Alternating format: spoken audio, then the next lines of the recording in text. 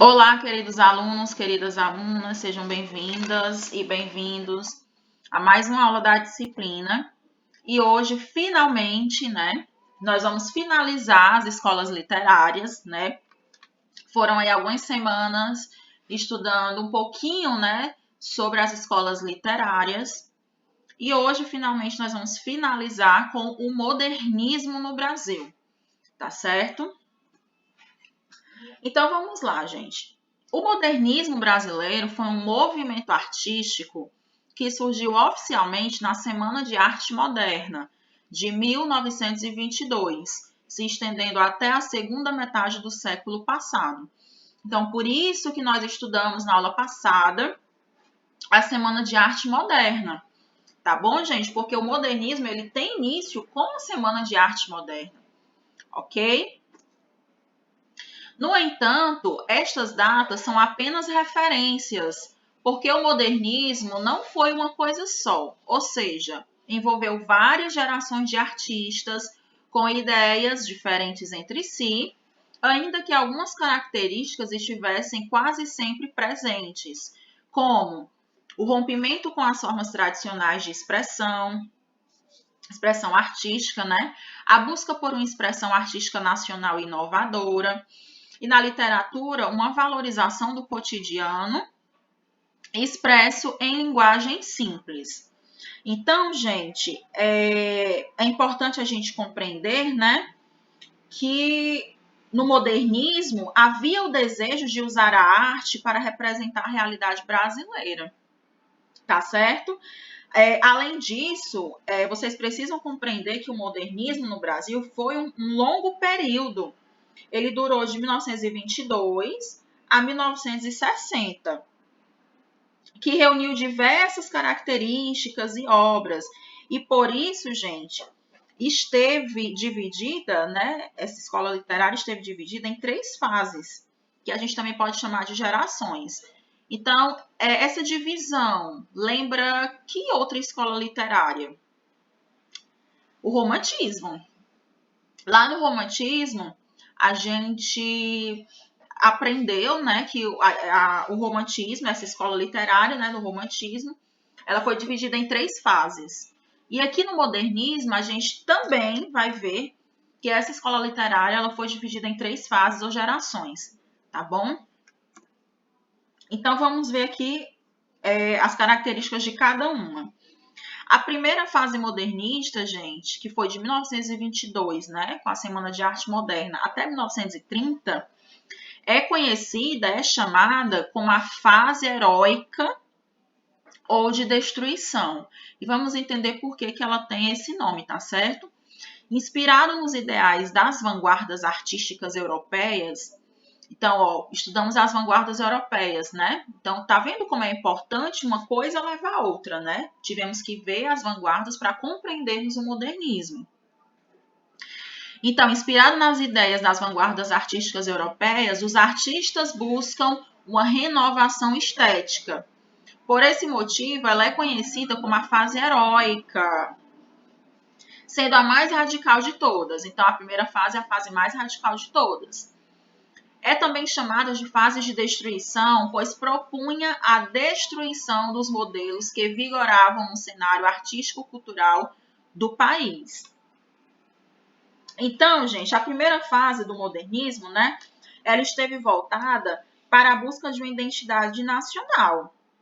Nesse momento, da primeira fase, diversos artistas aproveitaram a agitação causada pela Semana de Arte Moderna, que nós já estudamos, para romper com os modelos preconcebidos que, segundo eles, eram limitados e impediam a criatividade. Então, vamos ver aqui, gente, as principais características dessa primeira fase do modernismo.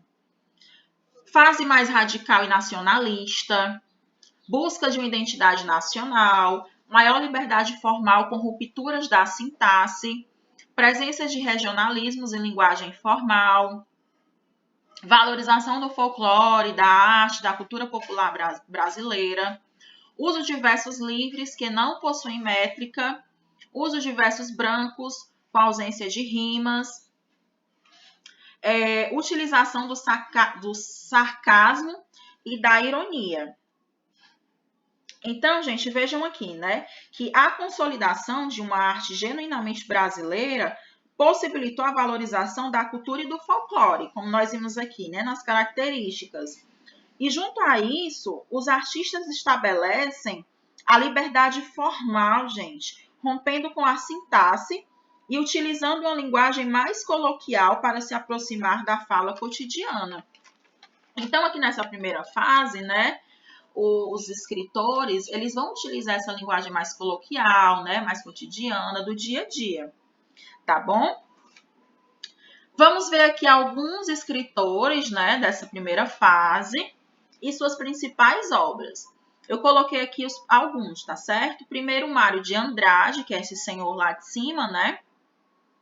As principais obras dele é Pauliceia Desvairada, Amar, Verbo Intransitivo e Macunaíma. Macunaíma é muito conhecido, tá certo? É um livro muito conhecido do Mário de Andrade.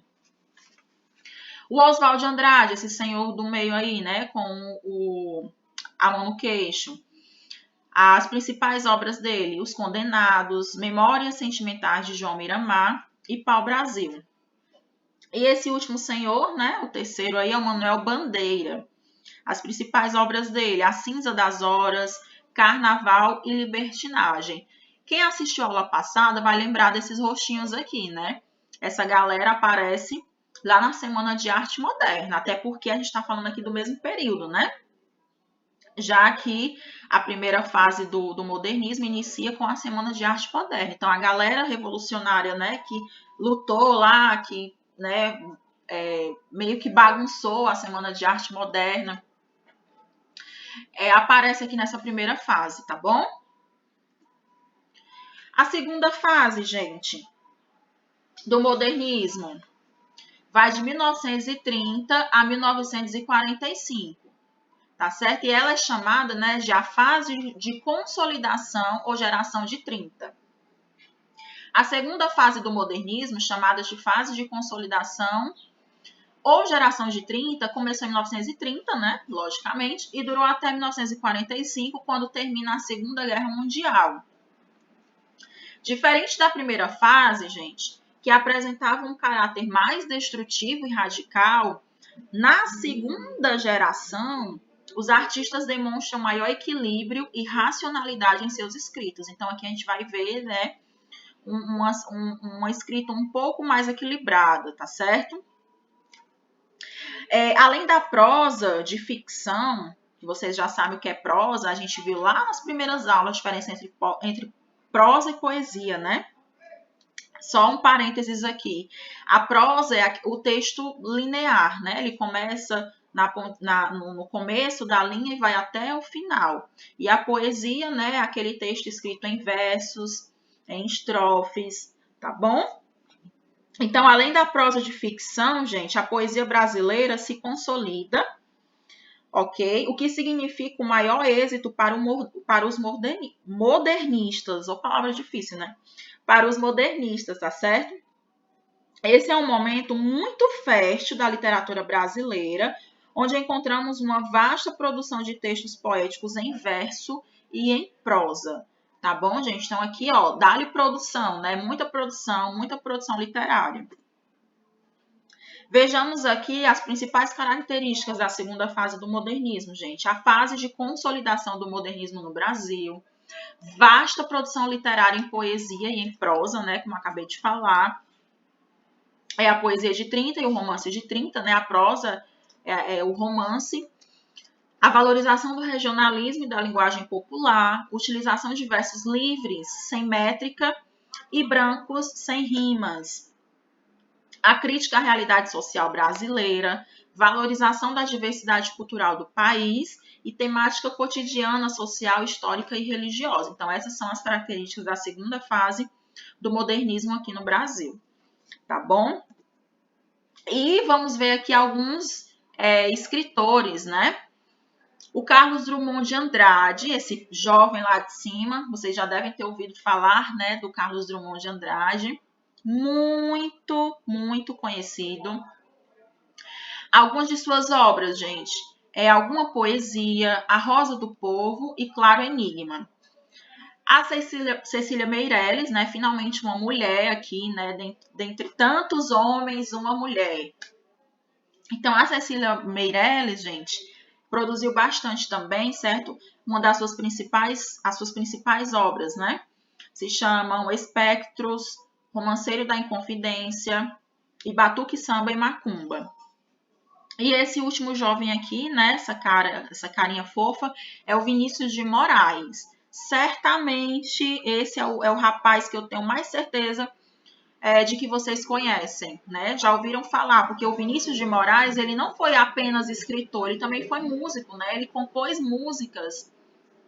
Então, o Vinícius de Moraes, gente, até hoje, né? É muito conhecido, tá bom?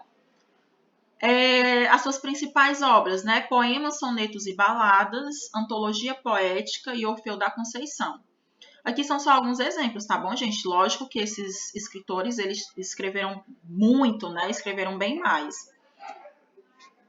E, por fim, né, a terceira fase modernista, que é chamada a geração de 45, né? Vai de 1945 a 1960.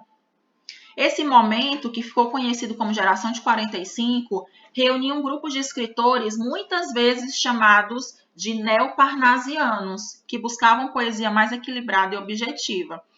Gente, tá vendo que é uma escadinha mesmo? Vejam aqui, nós estudamos o parnasianismo no Brasil, né? Quem não lembra aí, volta, assiste a aula novamente. E nós vimos que lá no parnasianismo, a escrita era uma escrita o quê, gente? Mais rígida, né? Os escritores daquela época estavam preocupados com a forma, com a escrita perfeita, as palavras perfeitas, a rima, né? Então, aqui nessa terceira fase do modernismo, a gente vai encontrar características um pouco parnasianas, tá certo? E aí, por isso que muitas vezes os escritores aqui são chamados de neoparnasianos, porque aquela estética literária, né, do parnasianismo vai voltar aqui na terceira fase do modernismo, tá bom? Além da poesia, há uma diversidade grande na prosa, com a prosa urbana, intimista e regionalista. Tá certo? Deixa eu ver. Sim, lembrei. Gente, com o fim da Segunda Guerra Mundial, né, e o processo de redemocratização do país em 1945, a arte brasileira produzida na terceira fase do modernismo, gente, ganha novos contornos, tá certo? E linguagens. Então, vamos ver aqui as características dessa terceira fase, ó. Linguagem mais objetiva e equilibrada, influência do parnasianismo e do simbolismo, que foram escolas literárias, né, que nós já estudamos, oposição à liberdade formal, forte preocupação com a estética e a perfeição, valorização da métrica e da rima, ó, que são características, né, parnasianas, então vai voltar aqui na terceira fase, né, do modernismo. Temática social e humana. A temática social muito presente, né, gente, em todas as fases, tá certo?